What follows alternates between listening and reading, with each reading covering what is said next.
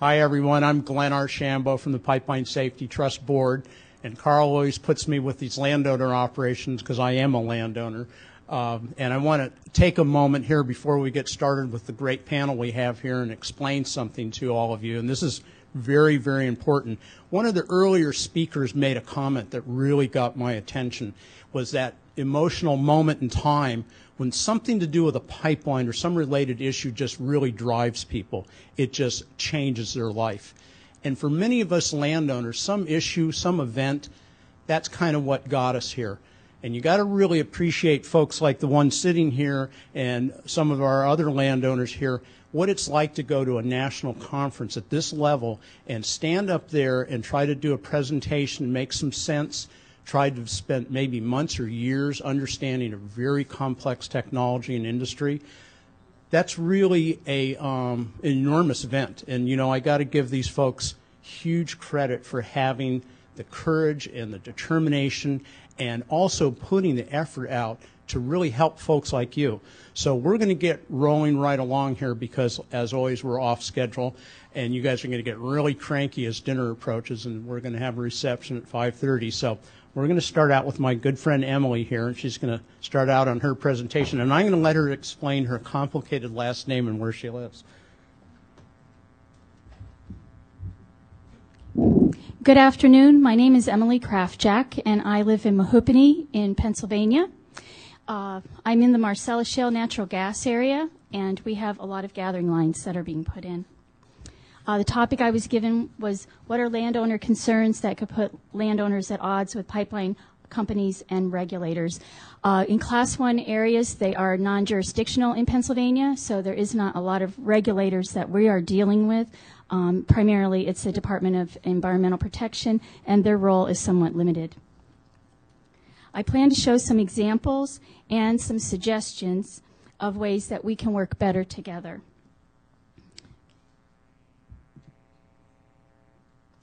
You can see in this slide there's an arrow pointing out a slide along this creek. This particular stream has had last year 2 major floods, and since 2005 probably about 6 floods. This area has been prone to slides, and it's continuing to be prone to slides.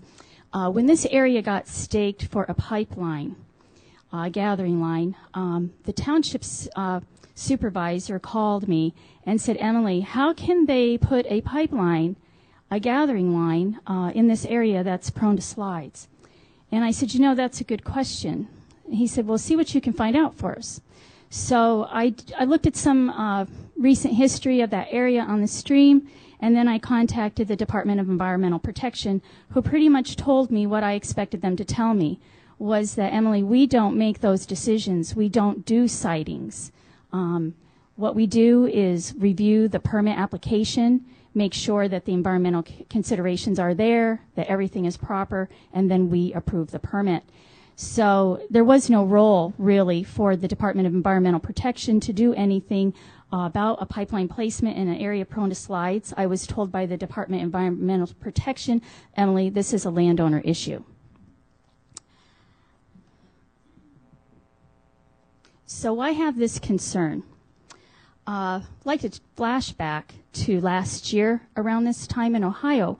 There was a pipeline failure due to a slide that burnt 3 homes to the ground, a barn, and 50 acres. The reason being the slide, there was a crack in the weld and the pipeline failed and there was an explosion. Now, I did read the root cause analysis a couple of times, trying to understand what happened there, trying to learn about it more. And one thing that was stated in the root cause analysis was that a slide will cause a failure. It didn't matter that there was a crack in that weld.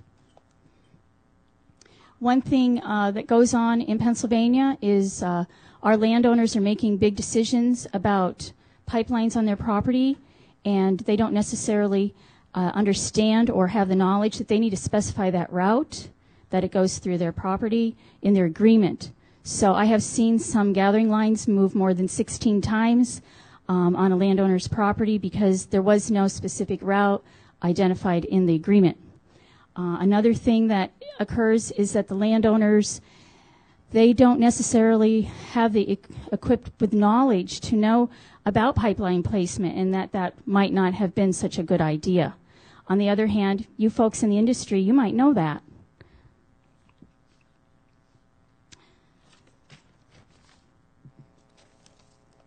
So how can we work together better in situations like this? Pipeline placements are community issues. When you have a failure on your line, it just doesn't affect that landowner. It can affect people on adjacent properties, and it becomes a community issue. In this area where this particular pipeline is now placed and operating, there's a restaurant that's very busy nearby that would be within that 50 acres that was burned on that Ohio line. There's also a township road, a state road, secondary road, and a state highway that's fairly busy, and several homes. Another thing is that there are people in the community who know the local environmental issues. That area where that pipeline was placed is a glacial till area, very prone to slides. That's characteristically what is going on in my county. And there are people in the area, could be neighbors, it could be any local government official who would know about these things. And I know that you all come in and you do borings and you do all kinds of engineering looking at the line, but you don't know the history of those areas. And there are people in the community who can give you that information and are willing to work with you and provide that. Another opportunity is to work with the local watershed associations. I'm a watershed association member, and our watershed association is actually right now trying to work with one of the midstream companies about a pipeline placement. So those are things that we could work together better. Another issue that I get a lot of phone calls at my home on are blasting issues. We generally don't have pipelines in our area. We haven't had them, and this is all new, the construction of them and everything. And people don't really know about this blasting. They're concerned about their homes. People call me and say, Emily, I videotaped every joint in my drywall. I've taken pictures of my entire foundation. They are waiting for a crack or something to happen. They are preparing. They don't really know your procedures. They don't really know anything about it. And they are not given any notice when the blasting is going to occur. Some people are opposed to pipelines, and when this blasting starts, it really alarms them a lot. There's other people, like this particular landowner here, that's the root of the pipeline. His home is in that white balloon, that empty area in the field there. He had future land use. He wanted to build a home there. So when the pipeline company came and said, we'd like to run this gathering line through that field, he wasn't interested because he wants to build this home there. So they went around his property right on the border, and he didn't really appreciate that so much because his present home and future home are both in the potential impact radius, and he had no real input about this. When the blasting came, he knew about the blasting was going to happen because he did his own research. He didn't know when it was going to happen, and when it happened, it startled him. But the thing that really had him most annoyed was the fact that the debris from the blasting landed on his property.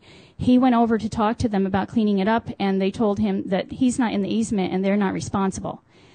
He wasn't happy about that, and so they kind of created an adversarial situation there that probably could have been avoided just by sending some workers over there and helping him out. So what can be done?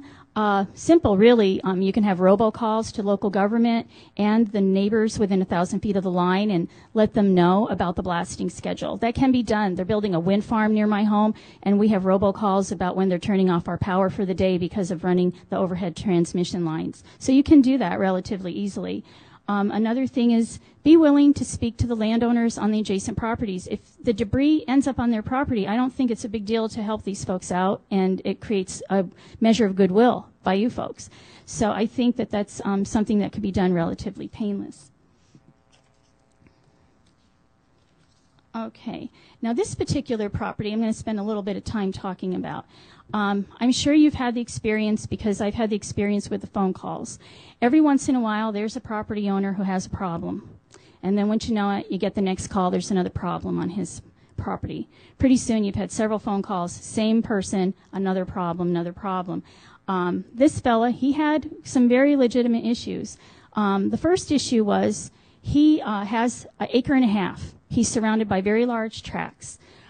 He has his home that you see in the photograph, plus there's another small home on this property and his welding shop. He's self-employed. He has a welding shop on his property. He repairs farm machinery. When he signed his agreement, no, he did not use a lawyer. A lot of people made that mistake.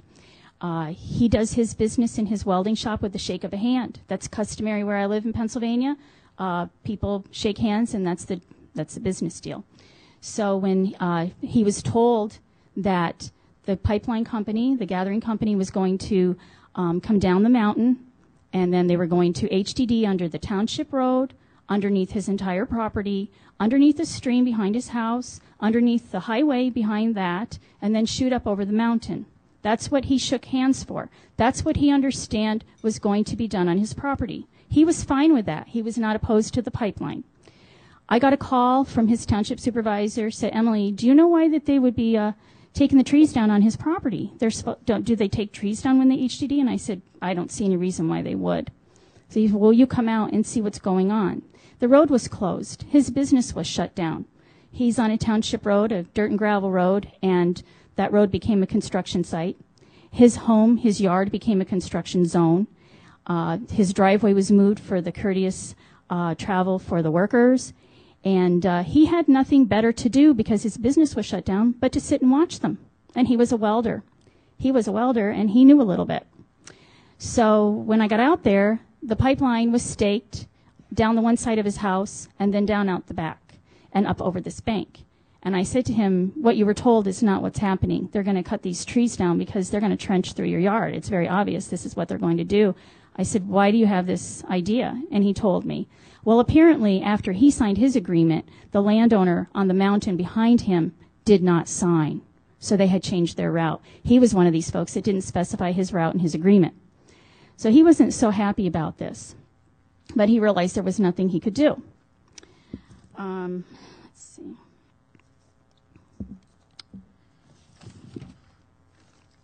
I was at his house about every week. The construction went on for about 5 weeks at his property. Every week I had a call about a new issue. One issue was he would check the work after they left for the day. He was looking at the pipe. He was looking at the work they did in addition to watching them all day. He noticed there was a pipe there that was thinner than the rest. He called. I went out. I wouldn't have noticed it, but, he handles things like that, and he noticed. And I said to him, you ask them about it, bring it to their attention. This was a piece that was bent because it was going up the hill. Let's see. And they had set it off to the side. If you could say it was off to the side, it was hard to tell because there was so much pipe in his property. This pipe was 24-inch. And so they did have it set aside, and I said to him, well, ask them about it. And they told him, yes, it was thin. It was brought in by error. I have a hard time understanding this, and maybe somebody, could explain this to me at another point, is this gathering line was a 24-inch gathering line going 30 miles. How is it the wrong thickness of a pipe ended up on his property?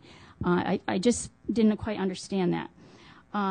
Now, another thing that happened on his property was this particular pipe had a bad weld. He watched them x-ray welds, and then he called because that one didn't pass, and he wanted to know if they were going to come back and repair it. And I said, well, they should. I said, there's every reason why they should. They would want to do that. He said, I can't believe anything they tell me. Why would I believe that they would come back? And this was a guy that was not opposed to pipeline on his property. So they did come back, and they did repair that. Another thing that we noticed one day when I went out was that graffiti on the pipeline. That didn't do a whole lot to give him confidence in the work that was being done by the workers. Another thing that happened was you see that truck coming down the hill. The area to the left is where they were going to put the pipe, the gathering line. And then to the right, they cut down that bank there. And when they did that, there was what we call in Pennsylvania a mighty oak up there on the hill. And when they did that, the mighty oak started leaning. And it was heading right for his house. So that was another time I went out, and he said, what should I do? And I said, well, did you talk to them about it? He said, yeah, they told me it was my responsibility. It's not in the easement. I said, well, that doesn't sound reasonable to me. I said, let's see what we can do. That took weeks and weeks and weeks to get that resolved. That could have been handled when those workers were there. It did get resolved to his satisfaction eventually, but it could have been done better. Let's Another thing that he ran into problems with, like when they were cutting the trees down in his yard, no one would answer his questions, no one would talk to him. You know, he was part of the team. He agreed for the gathering company to be there and put this on his property. He was part of the team. He was agreeing. You know, between all these things that happened, and then when he found out that no one ever told him that this was a non-jurisdictional line and no one would really be, other than the company, would be watching it, and he didn't have all this confidence in the company, you know, he wasn't happy. He told me he would never have signed that agreement had he known all these things. This was also in a township where people were not opposed to the pipeline, and incidents like this kept happening, and so more and more people started getting concerned. So what could have been done better in this situation? I think whoever's on site, and I know they're the subcontractors, but you know, the people out in the gas fields don't look at that as the subcontractors. They're looking at that as your company. So people need to answer questions. They need to recognize that in these situations, people live there. Sometimes they have their businesses there. You know, he was shut down. He didn't have any income for 5 weeks. Recognize that in some cases there's a variance with what they understand the easement agreement to be and what you understand the easement agreement to be. Granted, what's in writing is what counts, but you know, he shook that guy's hand and that was what was important to him. And be willing to address issues that are affected by the right-of-way, because you know, that tree wouldn't have been leaning had all that root system had not been removed.